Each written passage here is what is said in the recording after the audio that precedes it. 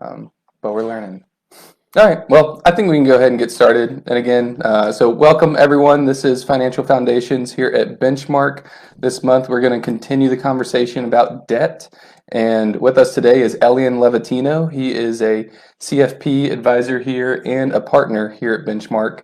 And so we are in his office today. If you ever come and meet with us and you meet with him, you'd probably be in the same room. But today we've got a couple questions, and these are some good ones. There's a lot of sustenance here, so we're going to go ahead and give it the due time to break it down. But just like we do every single week, Thursdays at noon, we'll be breaking down these questions. Be here next week just as well. But today, the question we're going to kick things off with is, Elian, when's a good time? When is bankruptcy? Is it ever an option? And if so, when? What makes sense? Bankruptcy is tough. That's a really emotional topic, which is why we get this question quite a bit. Let's start with what is bankruptcy. You've heard of Chapter 7, Chapter 11, Chapter 13, and they didn't skip chapters. There's a bunch of chapters in the middle, but some of them are personal and some of them are corporate or business structure type bankruptcies. But just know there's a lot of them out there, and you need to know which one you're talking about before actually making that decision. But the first thing is you have to go to a judge, and you tell your judge, hey, I can't pay my bills. I need to figure out what to do. And more than likely, you're going to need a bankruptcy attorney and someone to guide you in that process so you know what type of bankruptcy you can actually apply for, because you may apply for one and not be eligible, which is why it's really important that you have somebody in your corner helping to walk you through it. But most people, it's a very emotional thing because they're getting collection calls and they're getting garnishment threats and stuff in the mail and some really intimidating collection tactics that collectors use. And just to get these people off their back, they're willing to declare bankruptcy. And that's not usually the best reason to declare bankruptcy. So we're going to encourage you down the road of how to not have to declare bankruptcy, because bankruptcy will stop those garnishments and it will stop those collection calls. But not everything is bankruptable. You might be able to bankrupt your credit card, but you can't bankrupt student loans, and you can't bankrupt IRS debt and child support. But there's a lot of things that you cannot bankrupt. So you may think that you're clearing your slate, and that's not necessarily true. So we're going to encourage you as much as possible to try to figure out ways to not declare bankruptcy. And the first thing we tell everybody is just breathe. Let's take a second and try our best to remove the overwhelming feeling that comes along with even considering that option. But the first things to do are to take care of what we call the four walls, which is food, shelter, utilities, and transportation. Take care of those things first. Everybody else can wait. You need to make sure that your four walls are taken care of, and then we can worry about credit card people and collection people down the road. But those are the very first things. Take care of that. Then, when it comes to whatever comes next for your debt payoffs, is sell everything you can think of. Well, I can't tell you the amount of garbage I have around my house that we could probably sell. And Hall's shaking his head like he's been there, done that. Experienced that very recently. Yes. Look for ways to raise some more money with things you already have. Start building up your cash. Not necessarily building up cash to pay people off yet. That's going to come later. But build up your cash enough to where you have a solid foundation of cash before we start talking to all these debtors individually. Second is to, if you're not working at least 60 hours a week, maybe even 80 hours a week, we're going to encourage you to do that.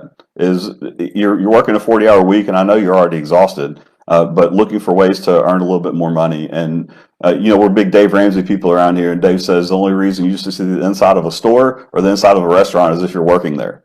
That's the kind of intentionality that we're talking about, is really getting as much income as you can, selling as much stuff as you can, and building up your cash so you can start looking for ways to pay off all these people that are knocking at your door. Living on a really bare bones budget, and that really shouldn't be hard at this point, because if you're working 80 hours a week, you don't have time to go anywhere and spend money. You don't have a lot of Amazon spending. Like, you're changing your Amazon password at that point to something that there's no way that you could even guess. Lastly, we're going to really encourage you to get a coach and get some accountability, whether it be a coach here, which we have financial coaches here, and we have some that we refer to, but really that you can have somebody in your corner, because I don't know about you, but if it's just me and I'm left to my own devices, it's a little hard for me to really get up the emotional energy to do it on my own. I need somebody over my shoulder really pushing me in that direction to do it well. So getting your house in order, getting some accountability, and then getting the intentionality. And when I say intentionality, I mean you can wander into debt, but you can't wander out. You have to have a plan to get this taken care of. The truth about bankruptcy is that it's public record. If you declare bankruptcy, it is on websites. Like, you can go on a website right now, look at West Tennessee, and tell that 11,000 people declared bankruptcy last year.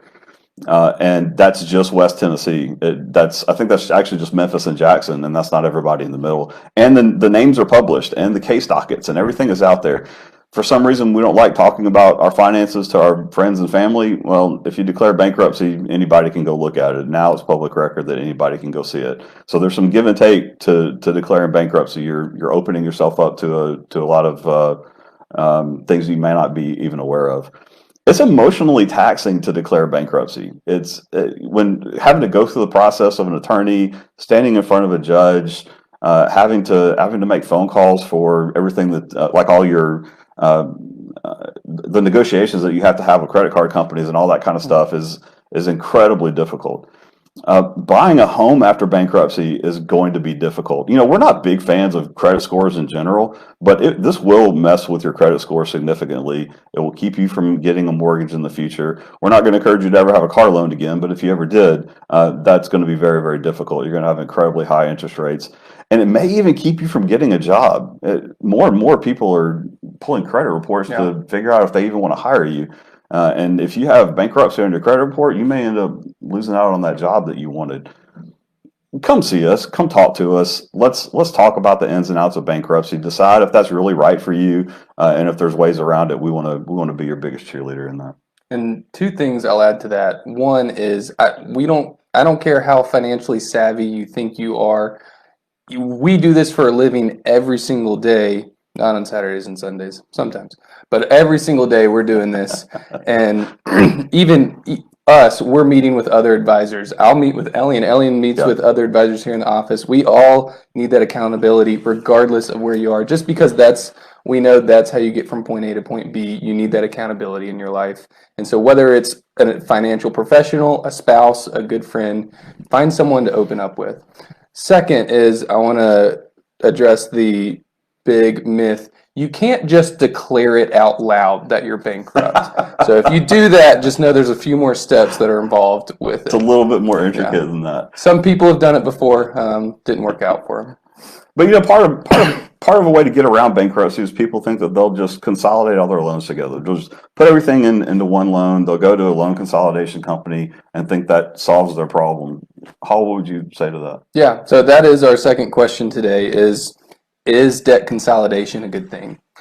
We're going to go ahead and tell you everyone has their own particular circumstance, and can't tell you a sweeping generalization, but more times than not, it makes more sense not to consolidate your debt than to do it. And if you don't know what debt consolidation is, it's you have some hospital bills over here, some credit card debt over here, an old couch payment that you never paid off over here, and you're taking it and you're getting offers from these debt consolidation companies say, hey, we'll take this whole bundle, this X amount of dollars that you owe, and for all these different interest rates, we'll give you an interest rate that looks better. And sometimes it's better than all the interest rates you're currently paying, and that can look pretty appealing. What they don't tell you is, one, you're signing up to take on that whole loan again, and it's normally a longer period of time, so you're going to stay in debt longer. It's also, they are giving you that option not out of the goodness of their heart. They're doing it because they know they can make money off of you. They're going to go pay off those debts for you and then hold you liable for that main debt. And so what they do is some of them will even package in prepayment penalties. So what that says is, hey, you can just package them. We'll make it super easy for you. And if you're trying to pay off the debt, then you consolidate. And now you start, okay, I'm going to chip away even faster. They say, oh, whoa, no. You have a prepayment penalty. You can't pay it off quicker than what we've agreed upon of that 10 years. And they do that because they want you to pay that interest over the entire life of that loan. And so we found, and a lot of people can attest to this, but if you just put them in order of the debt snowball that we talked about in the previous week and just start chipping away at them one by one. You're paying the minimums, but you start just attacking the next smallest debt and just attack it. It's going to get out of your life a lot quicker than it would by consolidating the debt altogether. The other perspective is you can't borrow your way out of debt. So you're really just, by consolidating, it's attempting to put a Band-Aid on something. That's not going to stop the bleeding. You got to ratchet down that budget, find that extra side hustle, find that extra job, figure out a way to get it out of your life for good.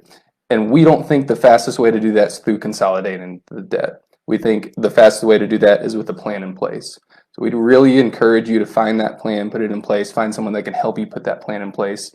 We're here to help do that as well.